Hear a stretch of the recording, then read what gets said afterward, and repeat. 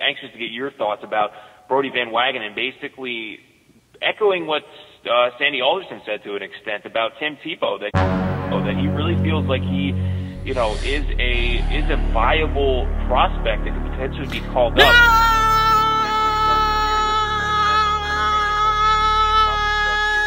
That's a bad take. That's a big time bad take.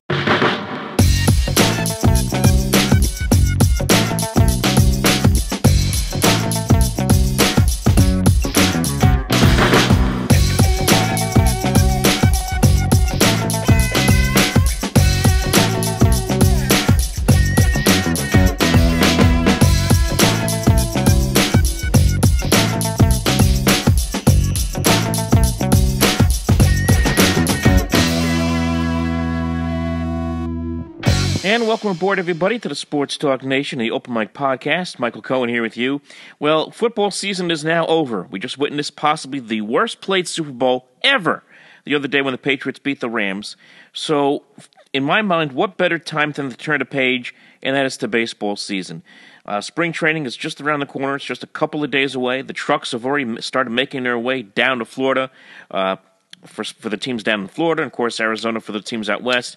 Number of players already in Florida at the complex getting ready, so we're turning the page. We're getting ready for baseball season. We're excited about it. So we're going to start things off today talking about the New York Mets and their offseason, and I will welcome in a very special guest on the program today to talk about the Mets, and that is Rick Laughland. He is the editor of Mets Amazin Clubhouse and 24/7 Sports.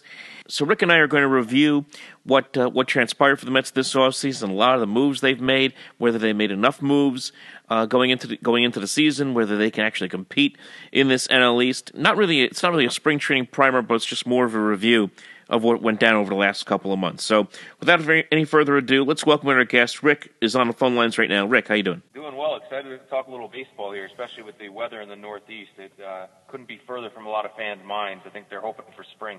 Oh, absolutely. And, that's what we're going to do here, folks. We're going to start to turn the page here towards the baseball season. Of course, the football season was a major disappointment for New York fans. Whether you're a Jets fan, Giant fan, does not really matter. You really cannot wait for baseball. We're going to talk about the Mets, and the Mets, of course, have had a rather interesting offseason, if you will. A lot of different moves, a lot of changing pieces here, all starting with Brodie Van Wagenen becoming the general manager of this team. There's so much to digest here, Rick, with what the Mets have done, what they could do. We'll talk about what the Wilpons said the other day about spending more on free agents this winter. But your initial thoughts just coming into, as we're just a couple weeks away from spring training, about what the Mets have done so far.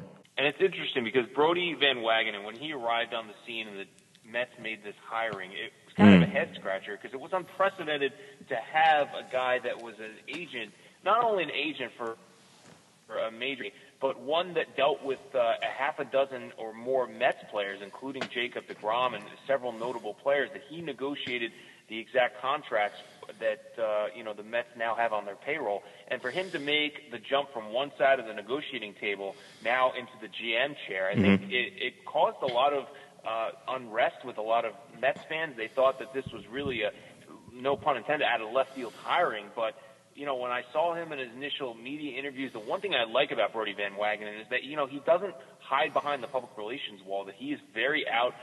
You can follow him on Twitter, his daily dealings. I mean, Sandy Alderson, he would speak at the winter meetings. He would have maybe periodically every few months, if there was a major signing announced or a player was being shut down for the year, he would have a press conference. But aside from that, he stayed relatively quiet and silent. And the one thing I do like about Van Wagenen is at least he's appearing to be somewhat transparent with Mets fans. He's going out in the media, doing interviews. Frankly, when I saw him for the first time, and I did see him on Mike Francesa, which I try to avoid like the plague, but sometimes I will, at least if a notable guest come on, I'll try to watch it. And, my initial thoughts are, man, this guy is brash.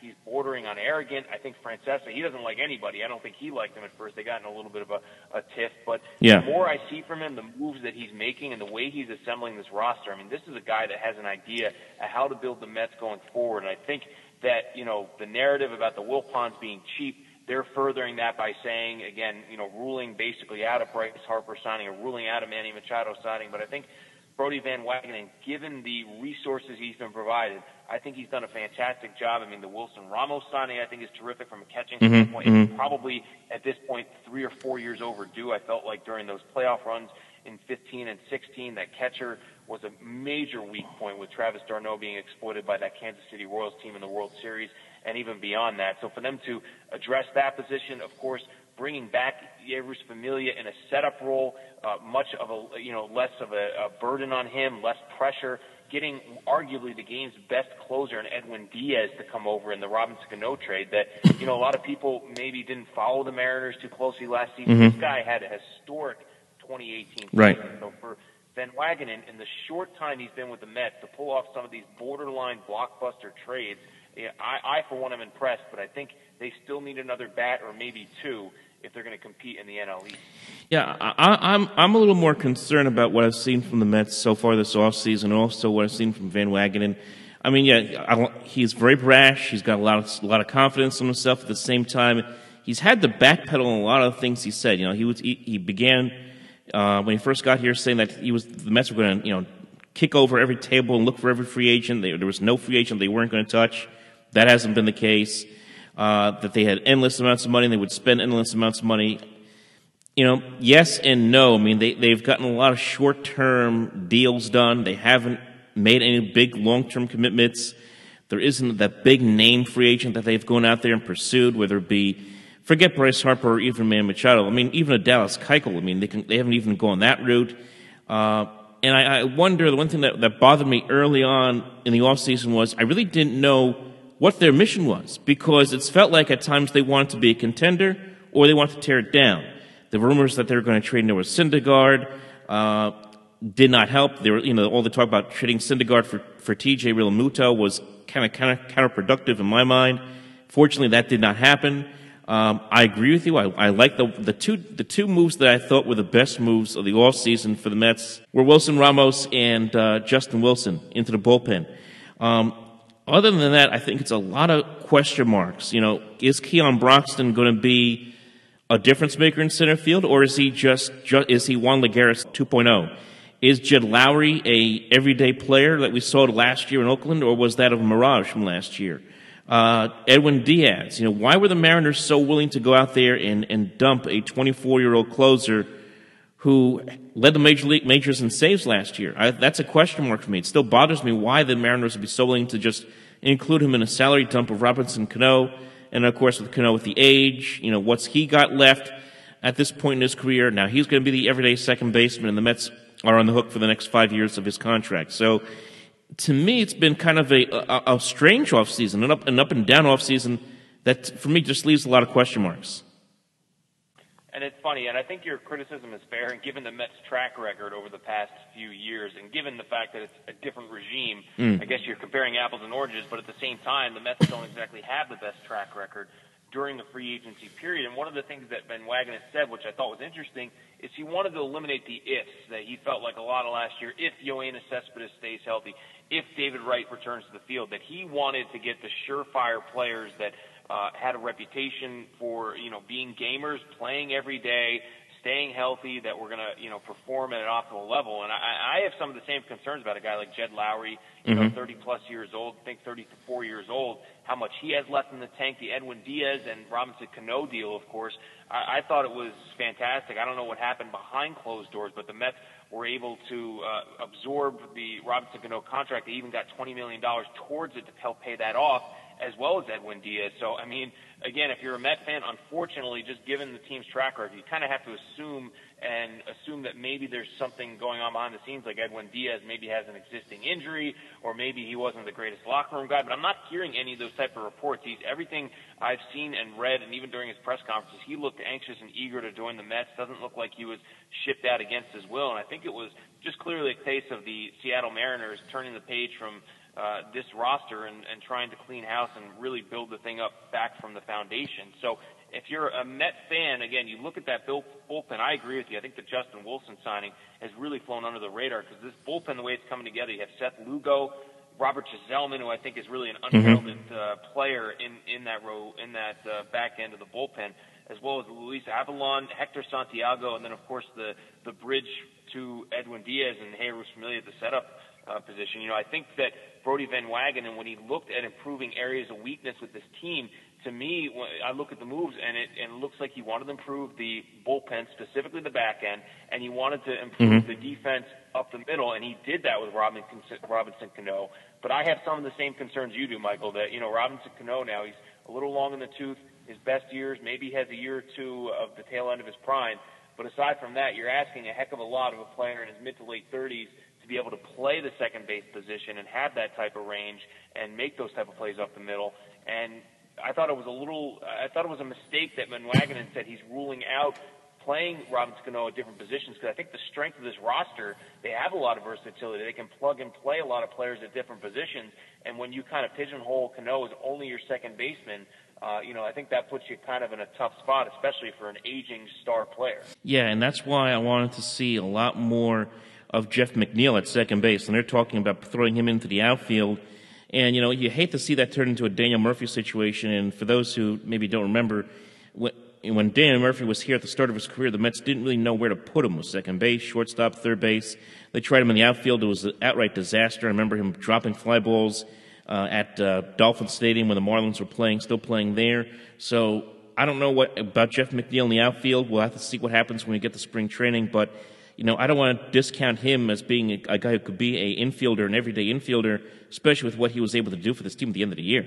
Yeah, and there's no question. I mean, if there is one criticism of Brody Van Wagenen, I think, instead of trying to stockpile these assets and create playing opportunities for some of the younger guys, as you mentioned, Jeff McNeil, Peter Alonzo looks like a guy that's going to make that jump and try to throw his hat into the ring to be the everyday first baseman. But, from Brody Van Wagenen, a lot of these signings that he signed on players that are at their prime, if not at the tail end of their prime. I mean, Jed Lowry, look at a guy like Robinson Cano, and those moves tell me that, he is going for it. He sees an opportunity in this division, and whether that's going to come back to bite him, whether the Mets were being too hasty and they should have, held out maybe on some of these moves that could have blocked the pathway for some of the young prospects to make a name for themselves and build valuable repetitions and get valuable game experience. I think that's an argument that has to be made, because again, if Robinson Cano gets out there at second base, he's making errors all over the field. He's not showing the range that he used to.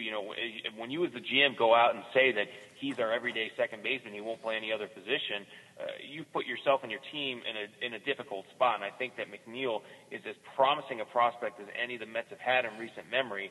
And you'd really hate for his talents to go by the wayside and him to be really blockaded from making that jump to the major league level because there's a guy like Cano standing in his way. But again, I still feel, you look at the situation mentioned with Broxton and center field, you have Brandon Nemo and Yoenis Cespedes, that, man, it seems like this guy, the last time that guy played a game was about 5 years ago. I mean, he's really, when you talk about the Mets and this offseason and the hot stove, he's not even factoring in the Mets' plans for this season at all. So, I mean, they put his initial timeline of returning maybe perhaps a little before the All-Star break. I mean, the Mets are essentially doing what they did last year with David Wright, that they're charging hard forward and ahead and not looking back, expecting Cespedes to get back in the lineup because, he has the issue with his heel that supposedly has been plaguing him since his teenage years. So whatever they get out of him at that position in the outfield is going to be an added bonus, but we'll have to wait and see. And the one thing I was going to mention really quickly, Michael, which may be worth discussing, was about Bryce Harper now and these rumors that supposedly the Phillies are going to finalize an agreement with him to join Philadelphia today, which would change the complexion of the entire NL East. And, I know a lot of Met fans at least wanted the Mets to make some kind of offer, some kind of charge at one of these high-priced free agents. But you look at these last two off seasons with how many notable free agents have gone into February and March without being signed. I think it's not an indictment of the Mets to a degree. I know they've been historically cheap and not big spenders, but at the same time, I think it's the market and how GMs are treating this free agent talent that they're not going to shell out the big bucks for those high-priced free agents. That they'd rather, throw money at several different positions as opposed to getting one A player. They'd rather get 2 or 3 B or B plus players. Yeah, I agree with you because this is the trend throughout Major League Baseball right now. Nobody really wants to spend big money. Not just, and as I mentioned before, it's not just Harper out there and Machado. There's a lot of other guys that are quality names that are out there and waiting to get picked up by somebody. And it's just the way Major League Baseball is right now. Nobody wants to give out these big long-term contracts anymore.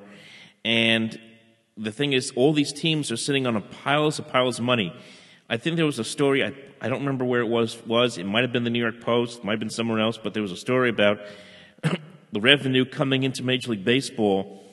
And I don't remember the exact amount, but the fact is all these teams have been making lots of money off of revenue, the TV contracts, they have their own networks now, and they have all this money flowing through, and yet a lot of these players aren't getting their piece, or at least players don't feel they're getting their piece. So this is going to lead to a possible work stoppage. I mean, I read somewhere it could be 2022, possible work stoppage. I heard John Heyman mention that on a local radio station as well. So, yeah, it's not just the Mets. Certainly the Mets have played their part in being cheap and going after the second-tier guys rather than going after the top guys, and there's a lot of reasons for that. But we're seeing this throughout Major League Baseball now where nobody wants to go out and get these top guys because, you know, if this was 10 years ago, Harper and Machado would have cashed in Christmas Day. They would have cashed in a long time ago. And I am 100% agreeing with you. I think there's a work stoppage coming down the pipeline, whether that is going to be in 2020, 2021, or 2022. It almost seems like it's a foregone conclusion at that point. That's the way things are moving, that, you know, players are being devalued. And I think a lot of it has to do with the analytics and its impact on the game and all these different tools that these mathematicians, some of which are, you know, guys and gals that are in their 20s, fresh out of college, that, you know, have a mindset and a mind for data and analytics, and they're evaluating players just based on the numbers and based on those grading, however it comes out. They're just basically saying that a guy like Manny Machado is not going to be worth $25 or $30 million a year, which may be accurate, but from a player's perspective and the collective bargaining agreement, it's not something that you know, is going to be sustainable for peace between the owners and front offices and players. So I definitely see a fight coming down, and of course Tony Clark is going to have his hands full with that. But for me, you know, one of the storylines too, which I know Michael, I should say, is a hot spot for you, is Tim Tebow. I thought it was pretty curious and comical. I'm anxious to get your thoughts about Brodie Van Wagenen, basically echoing what Sandy Alderson said to an extent about Tim Tebow, that he really feels like he, you know, is a viable prospect that could potentially be called up. He's going to potentially start the year. He'll join the Mets for spring training at Port St. Lucie and probably start the year at the new AAA affiliate up in Syracuse. And as a sidebar, thankfully the Mets organization wisened up, and they don't have a team out in Las Vegas now. So if they need to call somebody up, they don't have to fly out on a red eye across the country to get in for a Met game, because I know that happened several times last year. So thankfully the Mets wisened up. They were able to move their AAA affiliate into the state of New York, which to me would be a no-brainer, but we're dealing with the Mets, so logic doesn't always take precedence. Yeah. But what do you think as far as Tim Tebow? Well, actually was he deserving of a call-up? No. I mean, all we can hope for is that the Mets give him the wrong instructions to Syracuse and he ends up in Canada somewhere, doesn't come back. No, but I don't want to see him here with the Mets. I mean, it would be an obvious publicity stunt pulled off by the Wilpons. It makes you wonder, and that's the one thing that's also bugged me with this whole thing with Van Wagenen, is because he was also Tebow's agent not that long ago. So is there some kind of, I don't want to say collusion, but is there a, you know, connection there where the Wilpons wanted to, knowing that they have this guy Tebow in the farm system, wanted somebody who was more than willing to bring him up and was not going to release him? Because I think any other general manager would have released him by now. You're not going to get that with Brodie Van Wagenen, who was his agent. So I wonder about that, wonder about the motivation there. It would look really bad on the Mets if they go out there and bring up Tim Tebow this year or any point this year into the major leagues. It would make them look like they're trying to create a side distraction from what's going on with the team, whether the team is in contention or not. I just don't see him contributing as a major factor in the major leagues. He's not a major league player. I know he's hit well in the minor leagues. I know some guys changed their scouting reports on him a little bit last year. But if he's playing Major League Baseball at any point this year, either A, the Mets are out of it and they're just trying to fill seats, or B, the Mets are desperate to distract from something bad going on in the clubhouse. Yeah, sorry. I was just going to say I would have no problem if Tim Tebow again is getting a call up in the middle of May. That to me is going to be a red flag. I think that Brodie Van Wagenen, and that is definitely a reason for concern. I mean that he has these existing relationships with Jacob deGrom, with several of these Mets players, and is it too close? Does he have? He has a professional relationship. He knows the history, their medical history. He knows everything that the normal GM wouldn't be exposed to, because again, he was on the player's side for so many years, arguing and trying to maximize the value of these contracts, and now he's in the exact opposite position. So this is a really interesting, he could be a trendsetter if this works out for the Mets. He's able to retool this roster, where he's able to sign Jacob deGrom to a much-deserved extension to keep him with the team for the next few years that's both team-friendly and makes deGrom happy. Then, this could be a trend that a lot of teams follow, but it also has some volatility and recipe for disaster that, again, a lot of Van Wagenen, some of his signings and the way he treats certain players like Tim Tebow, a guy that arguably is not deserving of a call-up because he has that existing relationship with him. Maybe he's giving him some favoritism. So I could definitely see it from that vantage point. But, again, for me, I want this Met team, you just want to see them develop some level of consistency. I mean, the team started 11-1 last year, all the promise in the world, got the fan base re-energized. Mickey Callaway could do no wrong. And then when June rolled around, I mean, that was the most nightmarish month of baseball I can remember in recent memory. And you as well, Michael, have suffered through some really difficult Mets seasons. That June, just with all the promise and hope and optimism the season started with, it just, all the air got sucked out of the balloon in that month, and everything that could go wrong went wrong for the Mets. And that's something I'm going to keep a close eye on. I thought, the one thing that, at least from Mickey Callaway, I know he had some troubles filling out a lineup card for some time, but aside from that, the mechanics of the job, I felt like he really, as a first-year manager, kind of weathered that storm, and he really could have folded. There could have been a lot of infighting. You really didn't hear about a lot of that with the Mets through some of the struggles they had. And the way they finished the season on somewhat of a high note, approaching 80 wins, at least trying to add some respectability to the season, that gave me at least a little bit of a vote of confidence. The Mets didn't, at least to this point, completely screw up their managerial hire, and I think Mickey Callaway deserves some credit for that, and he'll be a guy that we'll keep a close eye on that can hopefully try to be part of the solution here. Yeah, I agree. I like Mickey Callaway. I thought that he got off to a great start last year, obviously going 11-1. I like the way he adjusted at the end of the year last year. Somehow found a way to get that team to 77 wins, as you mentioned. But look, he's going to be under a lot of scrutiny this year. He is definitely on the hot seat. Mets brought in Jim Riggleman, who has been a major league manager in the past. Recently took over as the interim manager for the Cincinnati Reds. So there's going to be a little pressure on Mickey Callaway this year. He has to not only win, but he has to keep this team consistent, keep this team in contention, because he is not Brodie Van Wagenen's guy. Brodie Van Wagenen, we see this really throughout baseball with all kinds of general managers. You bring in a general manager and they inherit the manager or the head coach. They want to go out there and bring in their own guy.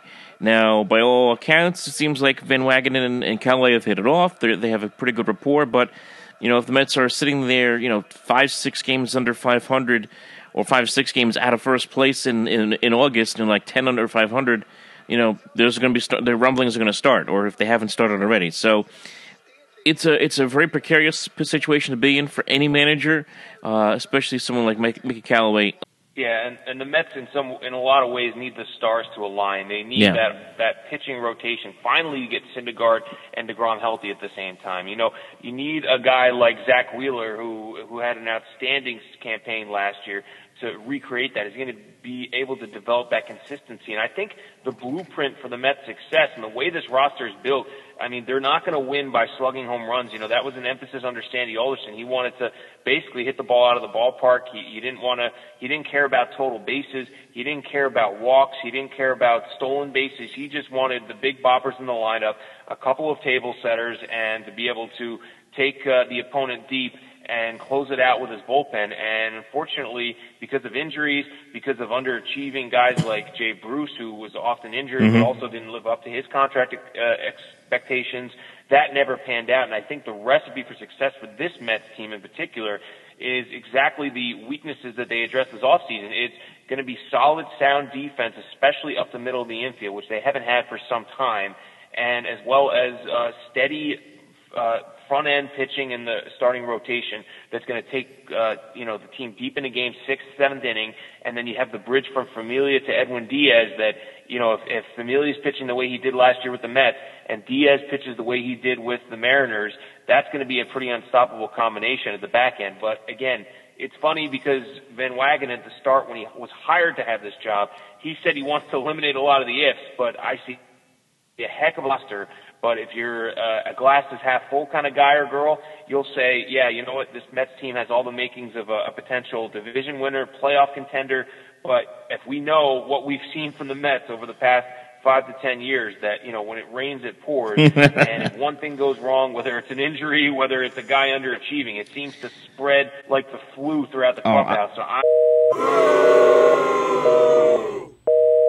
overheard our conversation. I guess so. For a minute there, folks, this is what happens, folks, with live radio. Sometimes you have calls and they come and they go. I actually thought, maybe it was Robinson Cano tapping in and said, "I'm not going to get injured. Hang us up on this call, hang us up on the show," or something. I don't know. But let me ask you though, Rick. Before we have another hang up, who knows what's going to happen? Where do you think this is going to go with Harper Machado? I mean, there was talk at one point this offseason that the Phillies could go in for both of them. I don't think that's going to happen. Now the rumors that Harper will end up going to Philadelphia. I guess that means Machado goes to the White Sox or somewhere else. I don't know. Unless the Mets are the secret team that no one's talking about. How do you see this thing playing out? Yeah, I tend to agree with you. I mean, I'm reading these reports, and that was a team I identified as a prime destination and landing spot for Bryce Harper, being the Philadelphia Phillies. There were a lot of rumors swirling even during the season last year that Bryce Harper preferred to be in Philadelphia. I mean, you just see the guy, he has to trade in his red Nationals jersey for a red Phillies jersey. The transition seems seamless. Philadelphia and Washington is probably only a 2.5, 3 hour drive from there. He's not going to have to uproot himself, his family, etc. It's not going to be a culture shock. He's not moving out of the Northeast per se. So I think that ultimately that is where he's going to land, whether the reports today are confirmed or not. I do fully expect Bryce Harper to be in a Philadelphia uniform opening day, and I agree. I think the Chicago White Sox, a team that, look, they're much like the Mets in New York, where the Mets are just being overshadowed by the Yankees and how they're in contention now with Aaron Judge and the Giancarlo Stanton and the core they have in the Bronx. It's the same with the Chicago Cubs that dominated and captured the attention of Chicagoans as well as the national baseball fan as well. So I think the White Sox are looking to make a splash. They need a player, a marketable star they can bring into that market, and I think that guy is going to be Manny Machado. I mean, if I'm the GM of the White Sox, there is no way in hell I'm ever going to be throwing that much money at one player, especially when you look at the rest of that roster. And if you think the Mets have some work ahead of them before they get into the playoffs, just take a look up and down the White Sox pitching staff as well as their batting order. I mean, they have so many holes to fill that it's almost unimaginable that you would put all your eggs in one basket and sign a guy like Manny Machado. Yeah. But look, that's when a team's struggling with attendance, when the TV ratings are down, when they're not capturing the market share that they want in that Chicago market. They have to reach, they have to go out and take some risk, and I think that's what they're going to do with a guy like Manny Machado. I mean, if the rumors are correct that Harper's going to go to Philadelphia, that would be it's a good fit for him. I mean, he stays in the NL East, he knows the pitching there. I'm still waiting for the official word from guys like John Heyman and Ken Rosenthal before we cement that. But the rumor, of course, flying around that he was going to go to Philadelphia. We'll see. Sometimes these things, we say one thing and then it ends up being something else a couple hours later. But that would be a good fit for him. I just don't think Machado to the White Sox just fits at all. I mean, I think that's probably where he's going to end up. But you know what's going to happen? He'll play well over there. They'll realize the White Sox, that is, they're in over their heads, and they're going to end up trading him. Whether it be next year, probably in 2020 or 2021, they'll try to get rid of him and unload that contract. And that's going to be the big question as well is, what kind of deals are they going to get? Are they going to get big long-term contracts they've been seeking, in the $300 million range? I don't see that's going to. I don't know if that's going to happen. Are they going to accept less? That's to be seen right now. Yeah, and I think that is the ongoing battle, and that is why a guy like Machado and even Bryce Harper, they're trying to make it not about them, they're trying to set the bar and the precedent and the market value for future free agents. Because if the White Sox go out and hand out $300 million deal to Manny Machado, well, now you've set that bar that all the expectations of any upcoming free agents is going to be, I want Manny Machado money, or I want Bryce Harper money. That this is why the front offices and teams are playing this waiting game, because they don't want to get into that situation where now they're making it doubly difficult on themselves as well as future teams to hand out these mega contracts to these superstars. So I think that's why you're seeing the waiting period. Whether this Philly Bryce Harper event happens today, next week, or next month, I really fully expect him to be with Philadelphia, but I don't expect a $300 million deal. I could see something in the $230 million range, maybe on a shorter term 4-year deal. So we'll have to wait and see. But again, I agree with you, Michael. I really think there's going to be a work stoppage that's going to happen within the next 2 years. And it's going to be interesting to see what exactly these contracts, how they pan out to be, because, Bryce Harper, the guy's been in the league forever. I mean, came up when he was, 18, 19 years old. It seems like he's been in here for a decade, and the guy's still not even a little more than halfway to 30. So he's got a lot of great baseball ahead of him, but, a lot of these players are taking it personally and saying they're not getting the deserved value for their contracts. I just think it's the way the MLB market is shifting. And we're going to start to see more and more of that this offseason and in the offseasons to follow. It'd be a great poll question to put up online. And for those who are listening to this, you can answer this in the comments section as well. What will happen first? The work stoppage Major League Baseball, Tom Brady retires, or the Mets win the World Series? Now that's a poll question for you. Oh, my God. Well, you know what? I mean, we talked before the start of the show. Dynasty-bound, almost unbeatable Patriots who earlier in the year looked more vulnerable than ever. And, of course, when push comes to shove, the team came together, and now they're in, their 9th Super Bowl or 6th title with Tom Brady and Bill Belichick leading the way. It's just unimaginable. As you can tell, two Jet fans anxious to talk about baseball and the Mets at the end of January. Exactly. Yeah, there's no question. Again, unfortunately, it's another Jet fan. As for Jet fans, it's a lost season, one that started with some optimism with the rookie quarterback. The wins weren't there, but I think there is a light at the end of the tunnel, and luckily for Jet fans, it's not an oncoming train. I think there will be brighter days ahead, but looks like we're going to have to suffer through and swallow another bitter pill, that being a Patriots Super Bowl. Is that what Adam Gase was looking at, an oncoming train, right? Well, that explains a lot. Rick, oh my goodness. Rick Laughland, folks, at 24/7 Sports. Rick, this was awesome, man. Yeah, always fun. Thank you, Michael. All right, folks, that was Rick Laughland of Amazin Clubhouse. That is, of course, on 24/7 Sports. He is also the editor of the Jets 24/7 Sports page. Those are both affiliates of CBS, and I have had a very nice opportunity to write articles for him on that site as well. So it's a nice site. So check it out, 24/7 Sports. You can go to Amazin Mets Clubhouse on that site, and also the Jets on 24/7 Sports. So, again, just to review, we talked a little bit about what happened here this offseason for the Mets. Now, look, the Mets certainly made some moves. Risky moves, but certainly some moves nonetheless. Now, if you want to take a look at it glass half full, as Rick I painted a picture for you there in that regard, you can be optimistic, because when you take a look comparing what Sandy Alderson would do in an offseason to what Brodie Van Wagenen has done, yeah, the Mets made a little more noise than Sandy Alderson made in a very, very long time in his 7 years as a general manager of this baseball team. At the same time, there are concerns. I have concerns anyway moving forward. Health being one, that's always a concern when it comes to the Mets. But just how sustaining they can be as far as having a lot of more older players, guys like Cano, who's going to be 36, Jed Lowry, who's 34. Questions about the rotation, as I discussed earlier, outside of Syndergaard and DeGrom. Can Wheeler, continue to progress as a number 3 starter? Can Steven Matz bounce back? Do you really trust Jason Vargas in the back end of this rotation? There's questions there. And, of course, even the manager being on a hot seat, that was as discussed in the New York Post today as well, about his future as the Mets manager moving forward. So really the viability of the Mets moving forward here in 2019 has to come into question. But that's why it's spring training. We'll see how this thing plays out.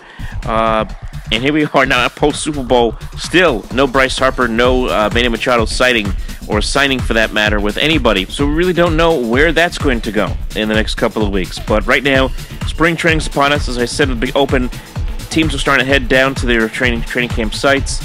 And spring has sprung in a lot of ways. Even if it's cold in some spots, even if we have the threat of snow coming, apparently we're going to get 6 inches of snow here within the next week up here in the Northeast.